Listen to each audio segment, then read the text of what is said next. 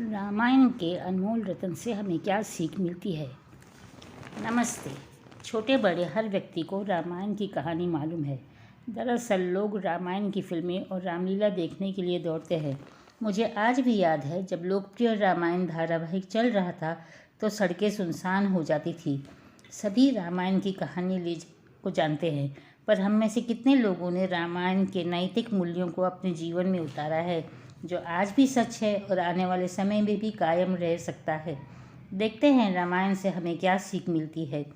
बुराई चाहे कितनी भी मजबूत और शक्तिशाली क्यों न दिखे, पर अंत में वह अच्छाई से पराजित हो जाती ही है। राम मर्यादा पुरुषोत्तम थे। वे हमेशा अपनी सीमा में रहते थे और वे महानतम व्यक्ति से भी महान थे। वे सम्माननीय व्यक्ति थे, पर रावण ने बुराई का रास्ता अपनाया तो राम जो अच्छाई की मूर्त थे, उनकी तो जीत होनी ही थी। आज तक अच्छाई की जीत दशहरा और दिवाली के रूप में मनाया जाता है। किसी के भी जीवन में सदाचार और धर्म का बहुत महत्व है।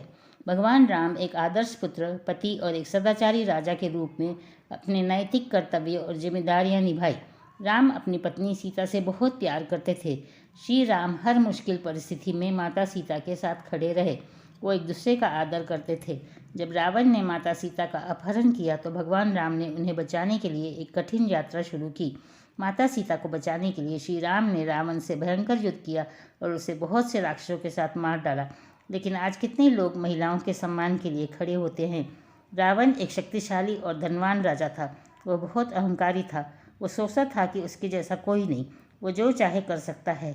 उसके बुरे इरादे और बुरी जिद ने आखिर में उसके अंत का कारण बना।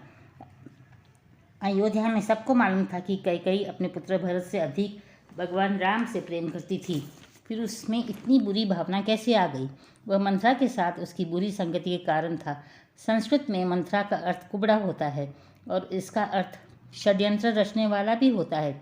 दुनिया में अच्छे बुरे लोग दोनों ही रहते हैं।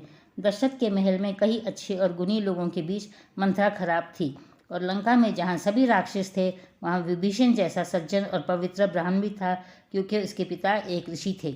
विभीषण सात्विक स्वभाव का था और बाद में राम के साथ बुराई पर अच्छाई की विजय में शामिल हो गया। भगवान राम महाराज दशरथ की सेवा के लिए राजा बनने के इच्छुक थे और अपने पिता के वचनों का मान रखने के लिए वे जंगल जाने को भी तैयार हो गए थे। उन्हें पद से नहीं, सेवा और कर्तव्य से लगाव था। आजकल के मंत्री जैसे नहीं, जो अपनी कुर्सी से चिपके हुए हैं। हमें अपने जीवन से हमारे हृदय में बसे हुए आसुरी प्रवृत्तियों को नष्ट करना चाहिए। राक्षसों को मारने का भगवान राम का उद्देश्य उनके वन में निर्वासन से पूरा हुआ। राम चाहिए या आराम चाहिए, यह बात हर साधक के लिए एक परीक्षा है। अयोध्यावासी राम के साथ वन में जाना चाहते थे और अयोध्या शहर की सभी सुख सुविधाओं को पीछे छोड़ देना चाहते थे। भगवान राम अयोध्यावासियों को तब छोड़ते हैं जब वे सोए हुए थे। यदि कोई सावधानी न बरते या आलसी हो तो उसके भक्ति रस में कमी आ जाती है। कभी कभी संत व्यक्ति दूसरों को दुख पहुंचाने के लिए नहीं, बल्कि उन्हें लाभ पहुंचाने के लिए दुख पहुंचाता है। भरत ने माता कैकेयी को अस्वीकार कर दिया। भक्त प्रहलाद ने हिरण्यकश्यप की उपेक्षा की। एक डॉक्टर मरीज को ठीक करने के लिए उसे दर्द देता है, यानी ऑपरेशन भी कर सकता है। रावण सीता देवी को चाहता था और उसे छल से प्राप्त करना चाहता था, लेकिन उसे माया सीता ही मिलती है। लालच और वासना कभी तृप्त नहीं होती, वह सिर्फ अहंकार और ईर्ष्या की ओर ले जाती है। मरीचि ने सुनहरे हिरण का रूप धारण किया और सीता देवी को आकर्षित किया। हमें किसी भी बात को शास्त्र की दृष्टि से देखना चाहिए। मरीचि सिर्फ वादों के बारे में था, यानी माया था। उसमें थोड़ी भी सच्चाई नहीं थी। उदाहरण के लिए मकड़ी का जाला मक्खी के लिए सबसे आकर्षक होता है, लेकिन वास्तव में यह एक जाल ही होता है। जटायु ने भगवान राम के लिए लड़ने हुए अपने प्राण त्याग दिए, लेकिन भगवान का आशीर्वाद पा लिया। जीतने और हारने से हारना और जीतना बेहतर है। भरत जंगल में राम लक्ष्मण के साथ रहना चाहते थे। उनके लिए अयोध्या वापस लौटकर शासन करना आसान नहीं था। भरत सिंहासन पर राम की पादुकाएं रखकर भगवान राम की ओर से राज्य का शासन चला रहे थे। भगवान ही असली मालिक है, हम सब सिर्फ देखभाल करने वाले हैं। वह दे भी सकते हैं और ले भी सकते हैं। हमें मालिक की इच्छा के अनुसार काम करना चाहिए। कोई भी अपनी महानता का दिखावा कर सकता है, शूर्पणखा के जैसे। जब लक्ष्मण ने उसकी नाक काटी तो उसका आकर्षक रूप, उसका मुखौटा गायब हो गया और फिर उसकी असली कुरूप रूप सामने आ गया। किसी भी इंसान की पहचान विपरीत परिस्थितियों में ही होती है। हनुमान जी राम को मिलने के लिए भेष बदल कर आए, पर भगवान तो जानते हैं कि हम कौन हैं। हम प्रभु की कृपा पाने के लिए भगवान के सामने दिखावा नहीं कर सकते। बड़ा हो या छोटा, हम भगवान राम के पवित्र नाम का जाप करके संसार सागर से तैर सकते हैं। छोटे बड़े सभी पत्थरों पर भगवान राम का नाम लिखकर तैराया गया था।